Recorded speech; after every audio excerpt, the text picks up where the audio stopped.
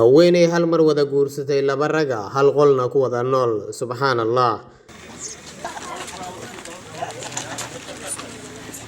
Si aan ugu dagaalno muuqaalkan walaal waxaanu ka codsanaynaa inaad like saarto muuqaalkan share gareyso si saaxiibo badan u gaaro sidoo kalena aad ku soo biirto page-kan Cabdikariim Macalaadan mahadsanid badan.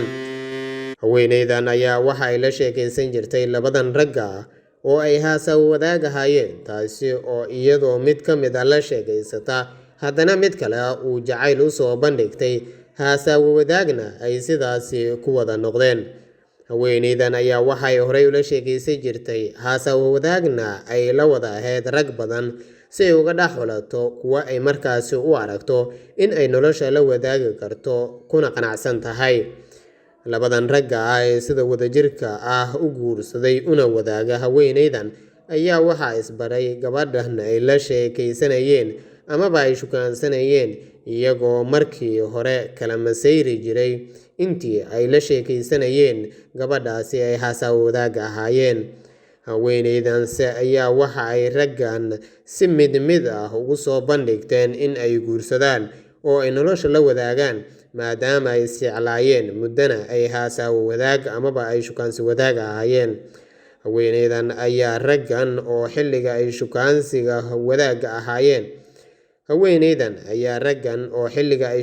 wadaagga ahaayeen kala masayrayeen waxa ay ku qancisay in ay si wadajir ah labadooda u guursadaan noloshana ay la wadaagaan sidaasi si wadajir ah. balse waxa ay xilligii ay shukaansi wadaagga ahaayeen labadooda ay si wadajir ah ugu qancisay in ay shukaansiga si wadajir ah ula wadaagaan si ay marka ay u guursadaan ay nolosha si wadajir ah u wadaagaan saddexdooda. muddo markii ay wada socdeen haweeneydan iyo labadan ragga ah ayaa waxa ay ku heshiiyeen in ay si wadajir ah labadan ragga ah nolosha ula wadaagaan haweeneydan iyagoo aroos dhigtay. hadda labadan ragga ah ee haweeneydan la aqalgalay waxay si maalinle ah u qabtaan shaqada guriga, beerta iyo howl waliba oo saddexdooda u taala siiba shaqada guriga ee haweeneydan kala dhaxaysa labadan ragga ah.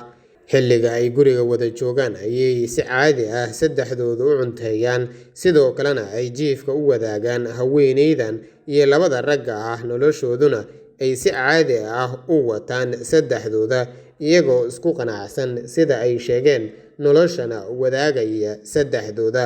waa haweeneydan iyo labada ragga ah ee markaasi u dhaxaan haweeneydan taasi oo la yaab ku noqotay kana fajicisay dad badan oo caalamka ku nool kadib markii ay arrintani baraha bulshada qabsatay. waxaana inta badan gurigan ay sida wadajirka ugu nool yihiin saddexdan ama labada ragga ah iyo haweeneydan ay guursadeen waxaa u booqda warbaahinta caalamka kadib markii ay la yaab ku noqotay kana fajicisay bulsho badan oo caalamka ah kadib markii haweeneydan ay laba rag ah si wadajir ah hal mar u guursatay.